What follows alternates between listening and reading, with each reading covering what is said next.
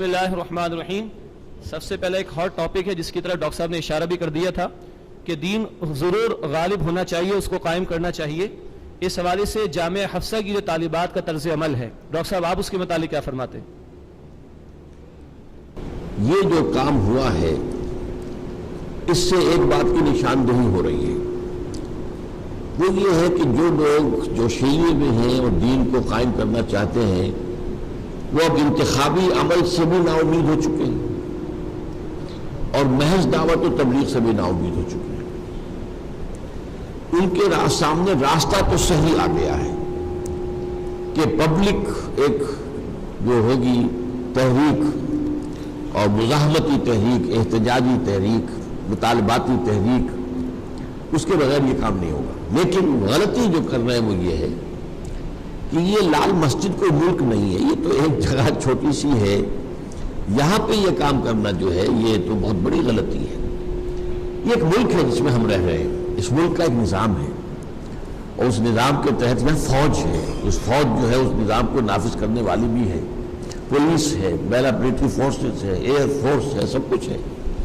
تو یہاں نظام کو بدلنے کے لیے پہلے ایک ملک گیر جماعت بننی چاہیے, ایسی جماعت جس میں کہ پورے ملک کے مختلف علاقوں سے لوگ شامل ہوں, اور وہ جماعت جیسا کہ میں نے عرض کیا جن کے دلوں میں یقین والا ایمان ہو اور شریعت پر عمل کا ان کا اپنا معاملہ جو ہے درست موجود ہو. وہ پھر جمع ہو کر اگر وہ لاکھوں کی تعداد میں ہو جائیں گے پھر وہ حکومت کے خلاف تحریک چلائیں گے. یہ نہیں کہ خود جا کے بازاروں کے اندر جو ہے وہ توڑ پھوڑ شروع کر دیں اور فلاں دکان توڑ دیں, فلاں یہ توڑ دیں. ہاں پکیٹنگ ہو سکتی ہے کہ بینکوں کو اب ہم نہیں چلنے دیں گے, پکیٹنگ کی جائے, وہاں پر جو ہے کھڑے بیٹھ جائیں, دھرنا مارا جائے. یہ جو باتیں کہتے ہیں جو سیاسی عمل کے لیے کہتے ہیں, مشرف کو ہٹانے کے لیے ہم دھرنا ماریں گے, ملین مارچ کریں گے, اس دین کے لیے بھی کام یہی کرنا پڑے گا, عوامی تحریک جو کہ حکومت کے خلاف ہو تاکہ حکومت بدلے. جب حکومت بدلے گی تو اس ملک کی ساری عدالتیں اسلامی عدالتیں ہوں گی. پھر وہ ایک لال مسجد کی عدالت جو ہے وہی تو اسلامی نہیں ہوگی, پھر تو اس ملک کے اندر ساری عدالتیں اسلامی ہو جائیں گی.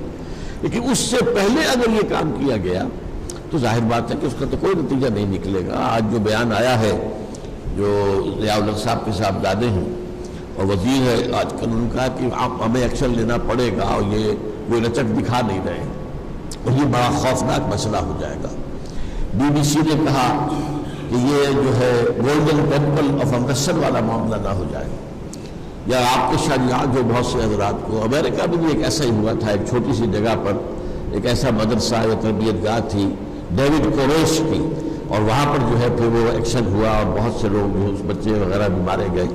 تو یہ کام نہیں ہے اصل میں. اس سے پہلے بھی یہی غلطی ہمارے ہاں صوفی محمد صاحب نے مالاکنڈ کے حوالے سے کی تھی کہ مالاکنڈ میں انہوں نے ایک تحریک شروع کر دی, 80,000 1 لاکھ آدمی نکال کر میدان میں لے آئے اور وہ اس کو اٹک کے پل کے اوپر آ کر دھرنا مار کر بیٹھ گئے. تو میں اس زمانے میں ان کے پاس گیا اور میں نے کہا کہ دیکھیے یہ ایک ملک نہیں ہے مالاکنڈ, ملک پاکستان ہے. آپ کو کام کرنا ہے تو ملک گیر سطح پر یہ تحریک چلائیے, اور میں آپ کے لیے جلسے کا اہتمام کرتا ہوں, آپ لاہور آئیے جلسہ کیجیے. تو انہوں نے کہا کہ نہیں میں مالاکنڈ سے باہر نہیں نکلوں گا. لیکن پھر ہوا کیا, مالاکنڈ کے اوپر جو ہے فوجی ایکشن ہوا اور وہ بعد میں جب مفتی جو صوفی محمد صاحب کی اور حکومت کے ساتھ مصالحت ہو گئی تو جو لوگ ان کے کہنے پر نکل آئے تھے پہاڑوں پر بیٹھ گئے تھے, انہوں نے یہ کہہ دیا کہ یہ مولوی تو بک گیا ہے یا حکومت کے ہاتھوں بک گیا. تو اس لیے کہ جماعت نہیں بنی تھی, وہ ایک صرف جذباتی اپیل پر ہجوم کو نکال کر لے آئے تھے. جو میں نے آج نقشہ آپ کے سامنے رکھا ہے وہ یہ ہے, ایمان یقین والا پہلے ہو اور ایسے لوگوں کی جماعت ہو اور اس کا ایک قائد ہو, اس کے حکم پر حرکت کرے اور وہ روکے تو روکے. یہ حوالہ جو ہے اس کے بغیر ایک عوامی تحریک جو ہے اس کے اندر کوئی خیر نہیں بلکہ شر زیادہ ہو جائے گا. دوسرا سوال یہ ہے کہ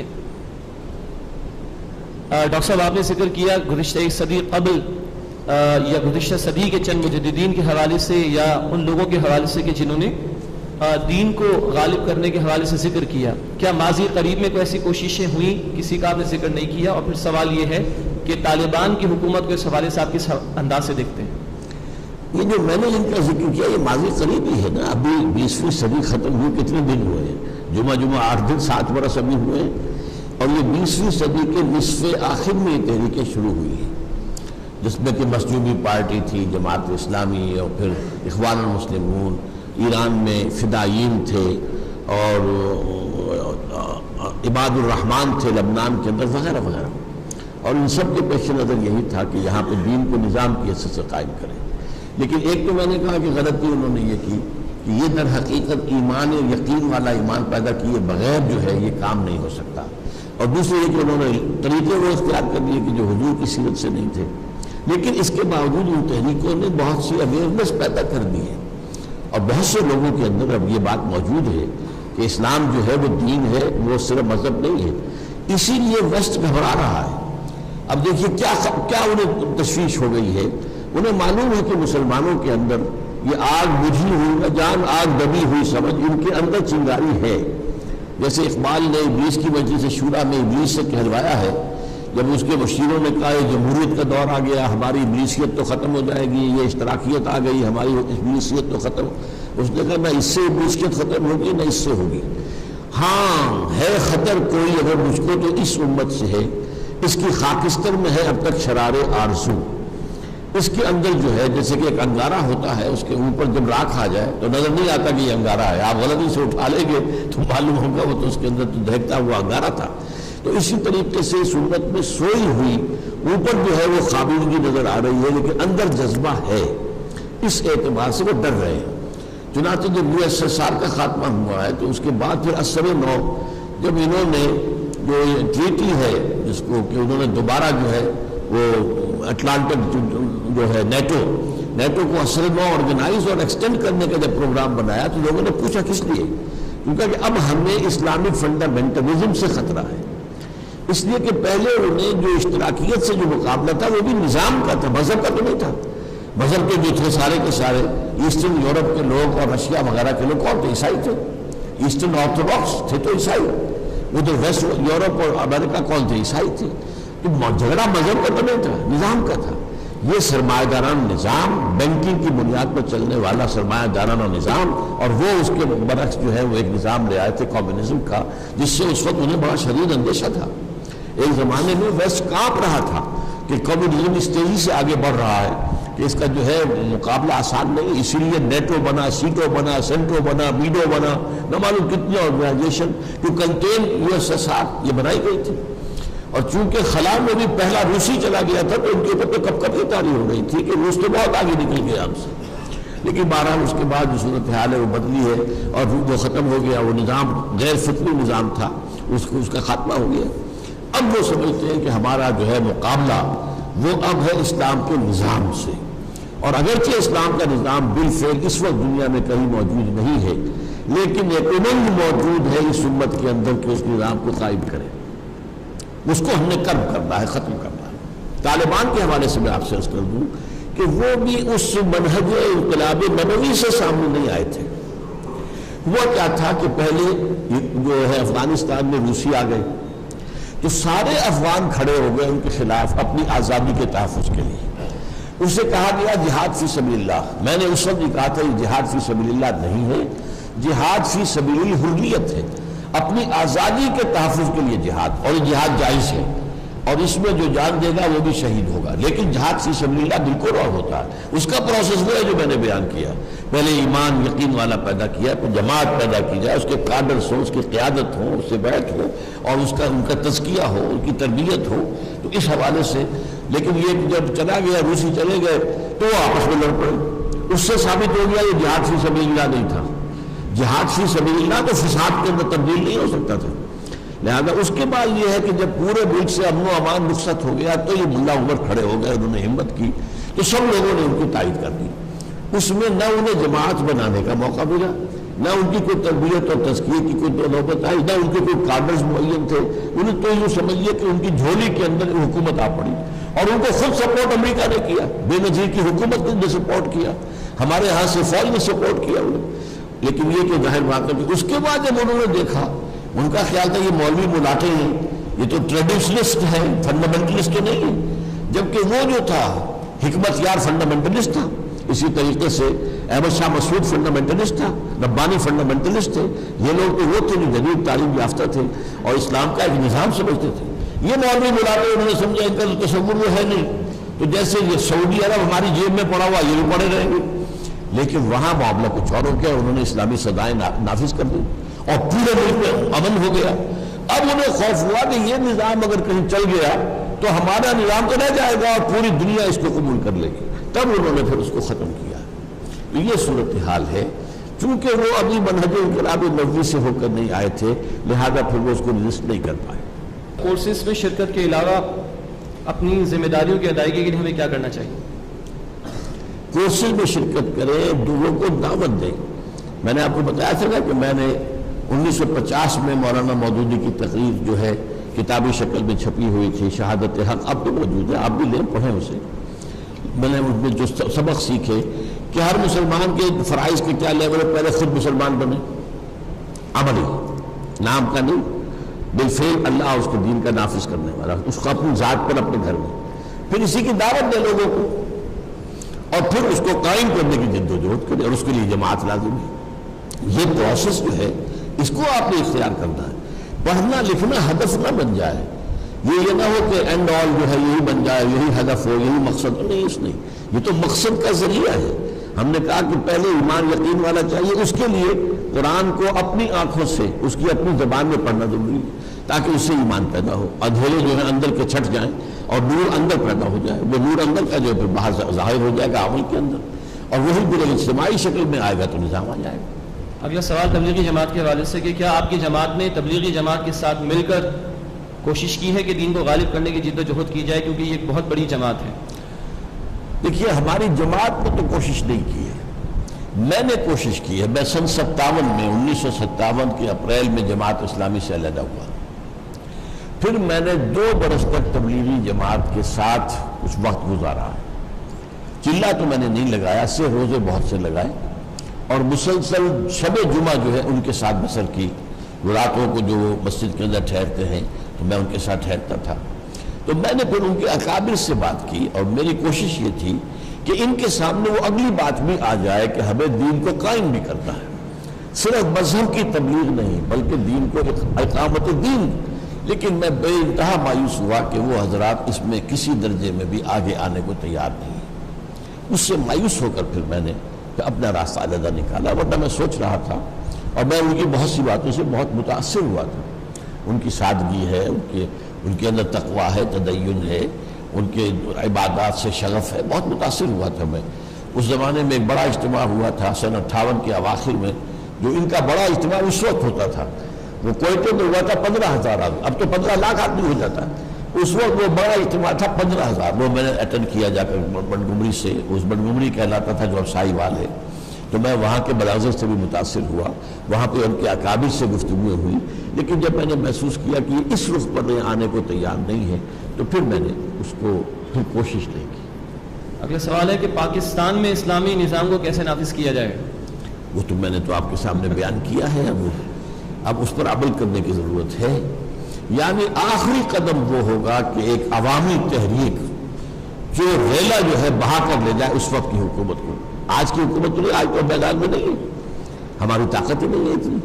ابھی تو ہمیں دعوت دینی ہے, عربی پڑھانی ہے, قرآن پڑھانا ہے, ایمان پیدا کرنا ہے, جمع کرنا ہے, جمعیت فراہم کرنی ہے.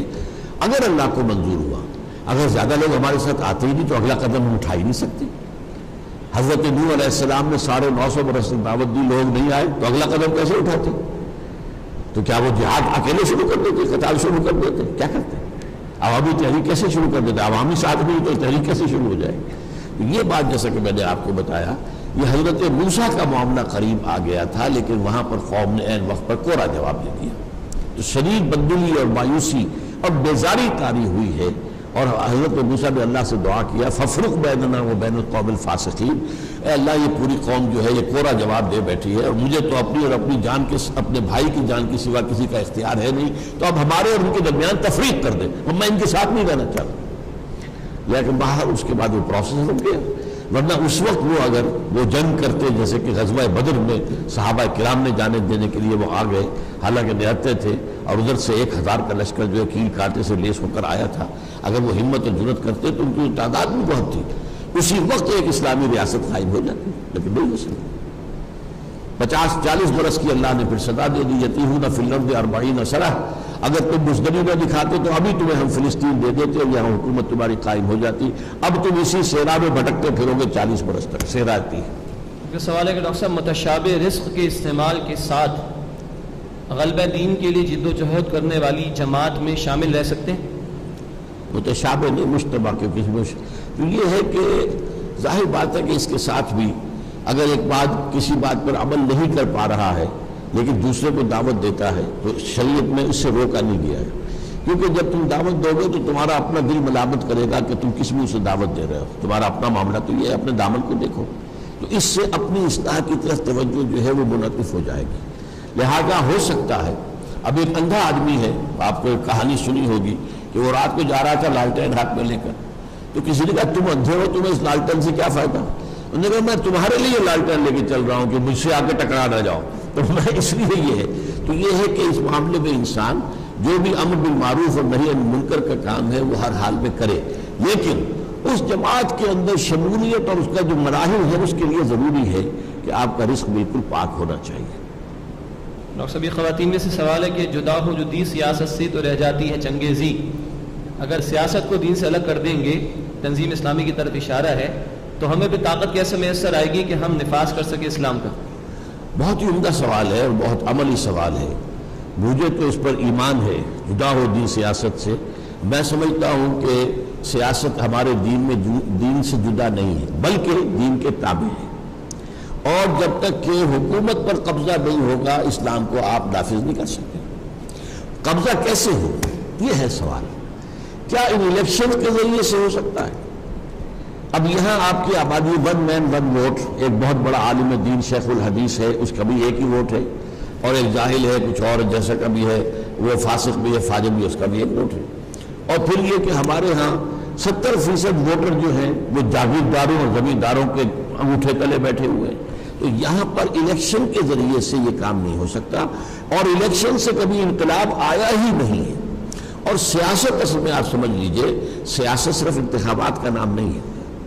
سیاست کی میں تقسیم کیا کرتا ہوں، میری کتاب ہے استحکام پاکستان، اس میں میں نے وہ پوری تفصیل درج کی ہے۔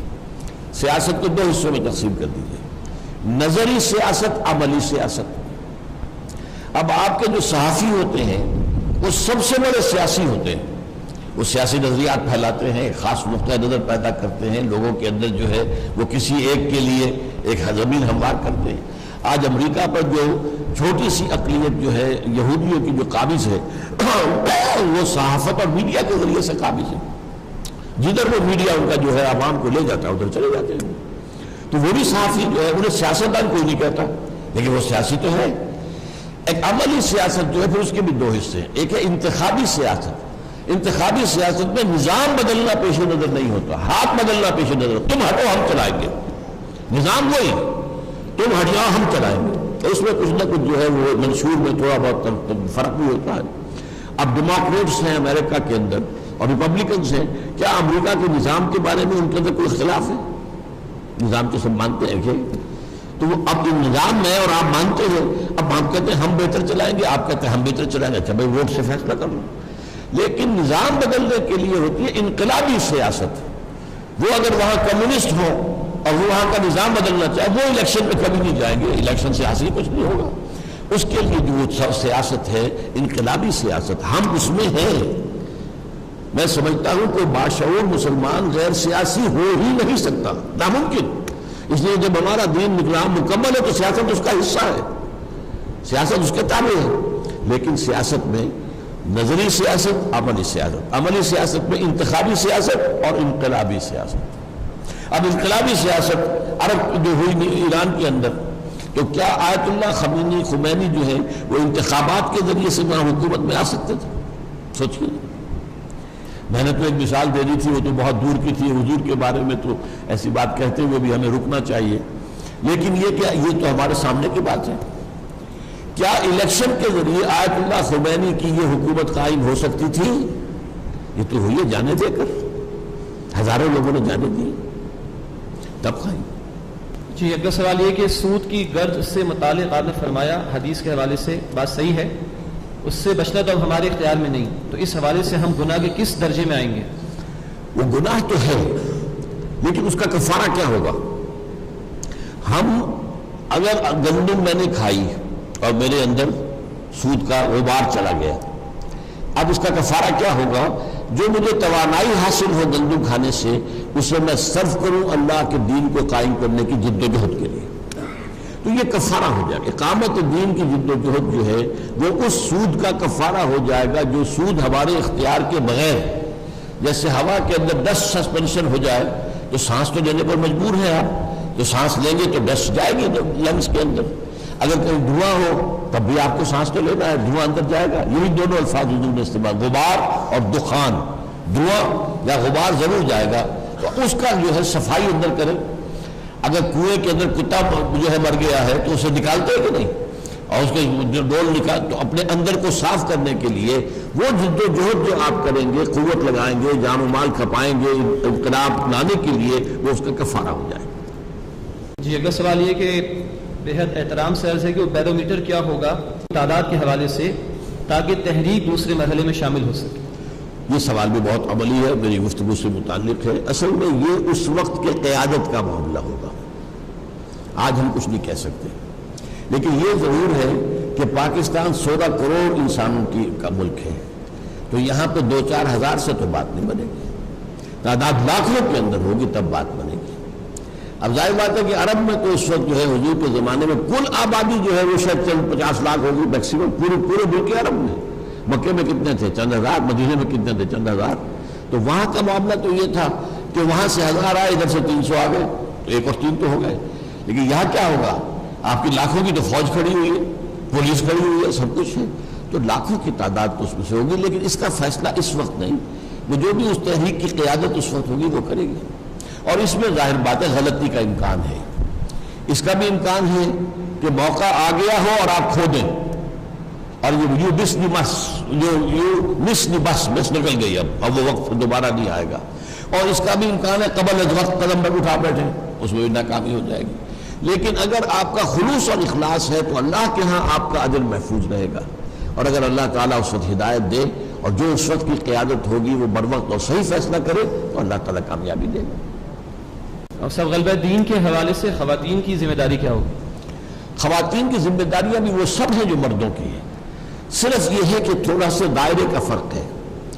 میں نے ایک نقشہ قائم کیا تھا دینی فرائض کا، جو نقشہ ہے وہ اس کے ایک 3 منزلہ عمارت، جس میں پہلی منزل جو ہے اس پر کوئی نئی بلڈنگ نہیں ہے، 4 ستون کھڑے ہیں، پھر پہلی چھت آ گئی، پھر وہ ستون اوپر ہے لیکن اب بلڈنگ بن رہی ہے تو ستون نظر نہیں آئیں گے، پھر دوسری چھت آ جائے گی، پھر تیسری آ جائے گی، نیچے فاؤنڈیشن ہے، پلنتھ ہے۔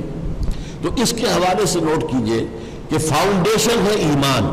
پہلا کام یہ ہے یا ایھا الذین آمنوا آمنوا، اے ایمان کے دعوے دارو ایمان لاؤ، جیسا کہ ایمان لانے کا حق ہے۔ یہ ہر مرد کو بھی کرنا ہے، ہر عورت کو بھی کرنا ہے، اور وہی کام جو کرنا ہے قرآن مجید سے مردوں کو وہی عورتوں کو کرنا ہے قرآن مجید کے ذریعے سے۔ پھر یہ ہے کہ اس کے اوپر جو 4 جو کھڑی ہوئی ہیں ستون، وہ کیا ہے؟ نماز، روزہ، حج، زکوٰۃ، 4 عبادات ہیں، یہ سب پر فرض ہے۔ یہ ضرورت تھوڑا سا فرق پڑ گیا کہ مردوں کے لیے مسجد میں جا کر نماز پڑھنے میں بہت زیادہ ثواب ہے، عورتوں کے لیے گھر میں نماز پڑھنے میں زیادہ ثواب ہے، یہ ہے لیکن یہ کہ نماز تو فرض ہے۔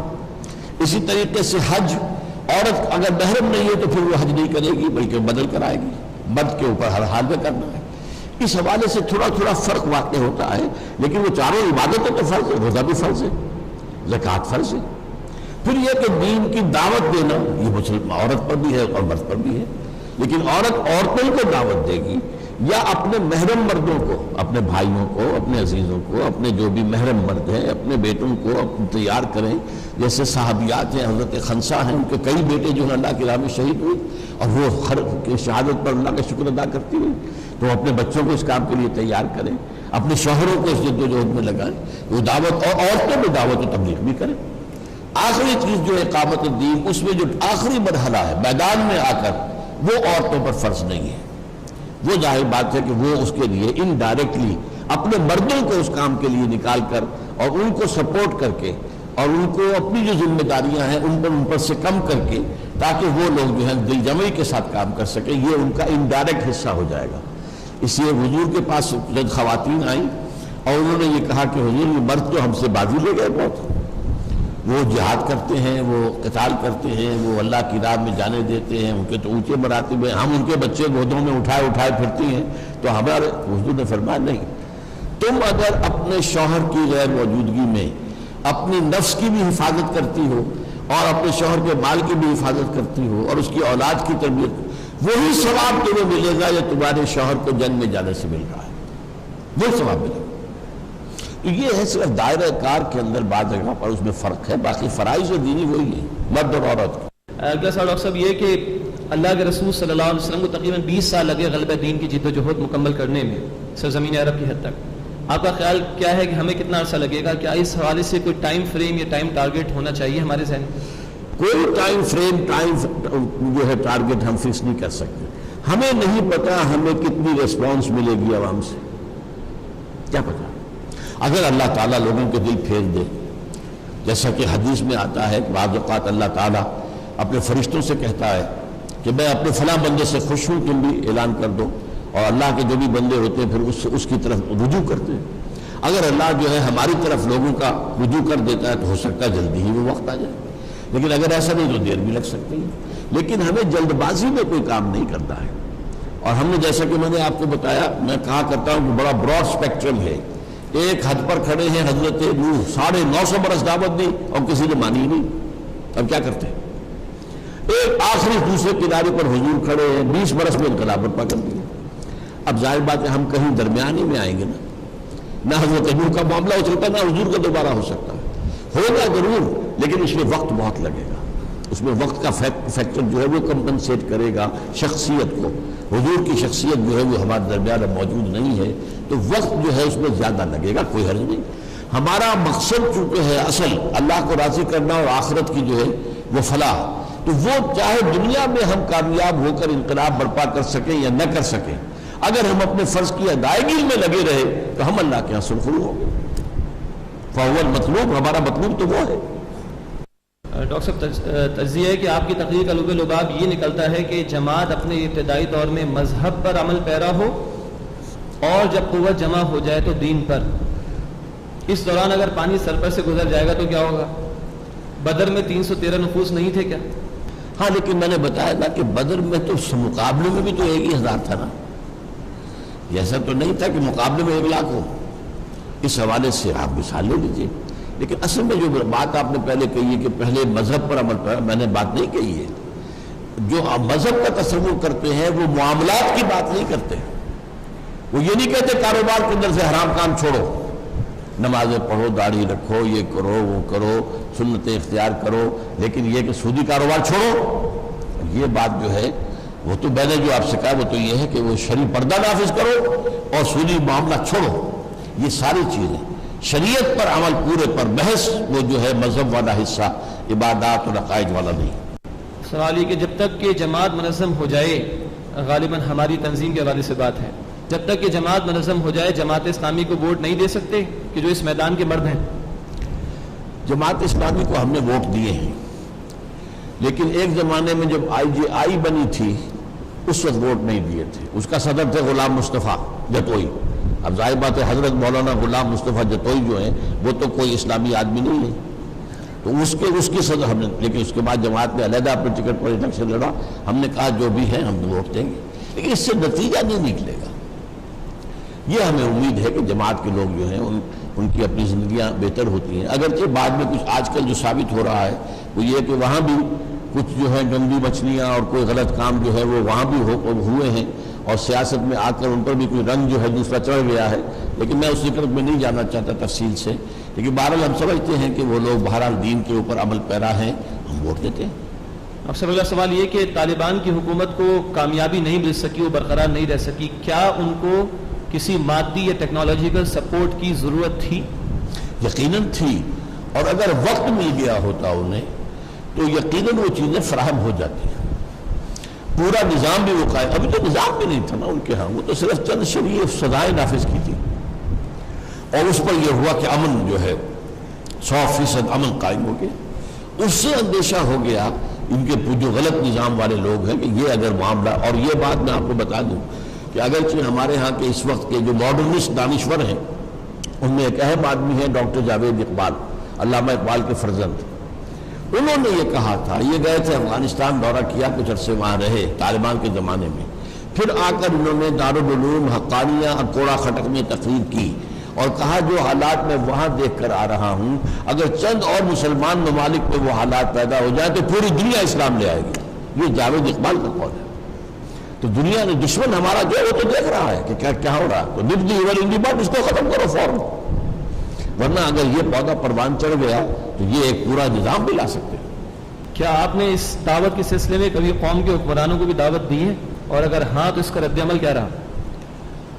ظاہر بات ہے کہ جو ہمارے حکمران ہیں اب وہ مجھ جیسے لوگوں کو تو وہ انٹرویو بھی نہیں دیں گے. میں نے جو مشرف صاحب سے بھی 1-2 مرتبہ جو ہے مانگا انٹرویو تو وہ نہیں دیتے, لیکن یہ کہ ہماری دعوت عام ہے, اخبارات میں آتی ہے, کتابوں میں آتی ہے, اب میری باتیں جو ہے ٹیلی ویژن پر بھی آتی ہیں, تو وہ دعوت تو پہنچ رہی ہے, ہر ایک کے پاس پہنچ رہی ہے. ڈاکٹر صاحب کیسے ممکن ہے کہ اتنے سارے ریلیجس آئیڈیالوجیز کے لوگ موجود ہیں, مسالک موجود ہیں, اور اسلام بھی غالب ہو جائے اس کی موجودگی میں, کیسے ممکن ہے؟ ممکن اسی وقت ہوگا جب کہ معلوم ہو جائے کہ ہمارا دین ایک ہے, مسلک علیحدہ ہے. مسلکوں کے علیحدہ ہونے میں کوئی بات نہیں. شافعی ہیں, مالکی ہیں, آپ ٹھیک ہے, حنفی ہیں, ٹھیک ہے, لیکن یہ ہے آپ سلفی ہیں, اہل حدیث ہیں, ٹھیک ہے, لیکن یہ کہ دین ایک ہے, اس دین کے اوپر جمع ہونا ہوگا. وَلَا تَتَفَرَّقُوا فِيهِ أَنْ أَقِيمُوا الدِّينَ وَلَا تَتَفَرَّقُوا فِيهِ. دین کے معاملے میں تفرقہ نہیں ہونا چاہیے. مذہب و مسلک میں اختلاف ہو جائے کوئی حرج نہیں. اس کے لیے تو حضور کی وہ حدیث بھی بیان ہوتی ہے, اختلاف و امتی رحمت, وہ رحمت ہے, اس لیے کہ اس میں کشادگی پیدا ہو جاتی ہے. ڈاکٹر صاحب مذہب کا ترجمہ ریلیجن انگلش میں کیا دین کو سسٹم کہہ سکتے ہیں؟ جی ہاں, صحیح ہے. اگلا سوال سورہ شورا کی آیت نمبر 13 کے حوالے سے. اقیم الدین کا ترجمہ بعض ناقدین کہتے ہیں کہ غلط ہوا ہے, اور یہ صرف خطاب تھا نبی اکرم صلی اللہ علیہ وسلم سے, ان کے لیے لازمی تھا. آپ کیا فرمائیں گے؟ صیغہ جمع کا ہے, تمہارے لیے لازم ہے, تمہارے اوپر فرض ہے. حضور اکیلے تو وہ کام نہیں کر سکتے تھے, صحابہ کرام نے ساتھ اپنی جانیں کھپائی ہے تو کام ہوا ہے, دین قائم ہوا ہے. اور حضور کی جو خبریں ہیں, ہم چونکہ حدیث کو مانتے ہیں, جو لوگ حدیث کو نہیں مانتے ان کا معاملہ علیحدہ ہے, ہم حدیث کو مانتے ہیں. حضور کی خبریں ہیں کہ دوبارہ یہ قائم ہوگا, اب کون کرے گا؟ اب کو نبی تو نہیں آئے گا, تو اب وہ مسلمانوں ہی کو کرنا ہے. اسلام میں جہاد کا کانسیپٹ کیا ہے, اور آج کا نوجوان جہاد کرنا چاہے تو کیا کرے؟ جہاد کے معنی ہے کوشش, جد و جہد. جہاد ایک علیحدہ لفظ ہے, قتال علیحدہ لفظ ہے. قتال کے معنی جنگ. بس قرآن مجید میں سورہ صف میں دونوں لفظ آئے ہیں, تؤمنون باللہ ورسولہ وتجاہدون فی سبیل اللہ باموالکم وانفسکم, اور ان اللہ یحب الذین یقاتلون فی سبیلہ صفا کانہم بنیان مرصوص. تو اصل میں جو غلطی ہوئی ہے ہمارے ہاں وہ یہ کہ جہاد کو لازماً جنگ کے معنی میں لے لیا, یہ غلطی ہے. جہاد جد و جہد, وہ جہاد تو مکے میں بھی ہو رہا تھا, اور اس کے لیے سورہ الفرقان میں جو آیت آئی ہے فَلَا تُطِعِ الْكَافِرِينَ وَجَاهِدْهُمْ بِهِ جِهَادًا كَبِيرًا. اے نبی آپ ان کافروں کی باتوں میں نہ آئیے, آپ ان کے خلاف جہاد کیجئے بہت بڑا, اس قرآن کے ذریعے سے. وہ جہاد بالقرآن ہو رہا تھا. میرا کتاب چاہے اسی عنوان سے, جہاد بالقرآن. مکے میں جہاد ہو رہا تھا, جہاد بالقرآن, اور پھر آ کر مدینے میں جہاد بالسیف ہوا, وہ قتال ہے. ڈاکٹر صاحب کچھ لوگوں کا, کچھ مکاتب فکر کا خیال ہے کہ اللہ کی راہ میں جد و جہد اس وقت کرنی چاہیے جب آپ کو اس کام کے لیے چن لیا جائے, یعنی آپ کے مرشد کا حکم آ جائے. میرے نزدیک سب سے بڑا مرشد قرآن ہے اور نبی اکرم صلی اللہ علیہ وسلم. باقی مرشدین تو میں نے آپ کو بتایا کہ وہ تو جب یہ سمجھ لیا گیا کہ سیاست تو اب بنے گی طاقت کے بل پر, اوپر جو ہے نیچے نیچے ہمیں کچھ نہ کچھ کام کرنا چاہیے, تو یہ جو دعوت و اصلاح وغیرہ اس کی بیعت وہ کام شروع ہوئے ہیں, لیکن اب ہم تو اس سے آگے بڑھ کر دین کی اقامت کی بات کر رہے ہیں. ڈاکٹر صاحب دین کا لفظ سورۃ الکافرون میں بھی آیا ہے کافروں کے لیے, اس کی اگر آپ وضاحت فرما دیں. ہاں ظاہر بات ہے کہ دین تو کافروں کا بھی ہے. میں نے بتایا دین تو مصر میں بھی تھا, دین الملک, اور آج کا دنیا کا دین کیا ہے؟ دین جمہور. یعنی دین اللہ کیا ہے؟ اللہ حاکم, اس کا قانون نافذ. دین جمہور, جمہور حاکم, popular sovereignty, sovereignty belongs to the masses, اور ان کے نمائندے قانون بنائے گے, جو چاہیں بنا دیں. وہ 2 مردوں کی شادی کروا دیں, اور آج ہو رہی ہے دنیا میں 2 مردوں کی شادی ہو رہی, 2 عورتوں کی شادی ہو رہی ہے, رجسٹر ہو رہی ہے, باقاعدہ حکومت تسلیم کر رہی ہے. ایک مرد شوہر ہے, دوسرا مرد جو ہے بیوی ہے, اور ایک عورت جو ہے شوہر ہے, دوسری عورت جو ہے بیوی ہے. یہ بھائی اور قانون جو چاہے بنا دیں. شراب کو جائز قرار دے کر سکتے ہیں، ان کی اکثریت جو طے کرے گی اسی پر ہو جائے گا۔ تو اس حوالے سے ایک ہے اللہ کا دین، ایک ہے بادشاہ کا دین، ایک ہے دین جمہور۔ آج وہ دین جمہور ہے جو دنیا میں چل رہا ہے۔ ڈاکٹر صاحب، آپ نے مذہب اور دین کا جو فرق بتایا، کیا سلف صالحین میں یہ فرق یا اس کی تائید موجود ہے؟ میں نے تو آپ سے عرض کیا نا کہ سلف صالحین کا پہلا مرحلہ وہ تھا کہ جنہوں نے اس دین کو دوبارہ ریسٹور کرنے کی کوششیں کی، میدان میں آئے ناکام ہو گئے۔ اس کے بعد انہوں نے اس کو تو تسلیم کر لیا، اس کے نیچے نیچے علمی کام کیے اور اصلاحی کام کیے اور جو بھی اس طرح کے کام ہیں، تزکیہ نفس کے کام کیے۔ یہ تصور میں بیان کر چکا ہوں کہ اسلامی نظام قائم کرنے کی جدوجہد جو اس کے بعد نہیں ہوئی، یہ آ کے 20ویں صدی میں اس کا تصور دوبارہ زندہ ہوا ہے، جب یہ کہ یورپین جو کولونیلزم تھا اس کا بستر طے ہوا ہے۔